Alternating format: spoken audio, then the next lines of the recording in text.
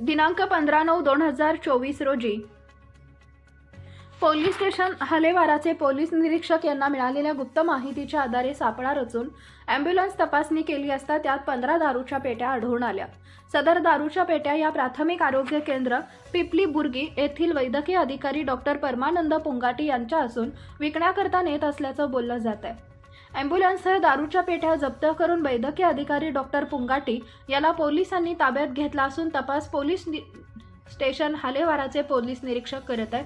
रुग्णांची गैरसोय होऊ नये म्हणून वैद्यकीय अधिकारी यांच्या जागी नव्याने मानसेवी वैद्यकीय अधिकारी डॉक्टर बडोले यांना नेमले असून रोग्यांकरता ने-आण करण्याकरता खासगी ॲम्ब्युलन्सची व्यवस्था करण्यात आल्याचं जिल्हा आरोग्य अधिकारी जिल्हा परिषद गडचिरोली यांनी सांगितले व कंत्राटी वैद्यकीय अधिकारी डॉक्टर पुंगाटी यांची सेवा समाप्तीची कारवाई करिता मुख्य कार्यपालन अधिकारी जिल्हा परिषद गडचिरोली यांच्याकडे पाठवण्यात आले।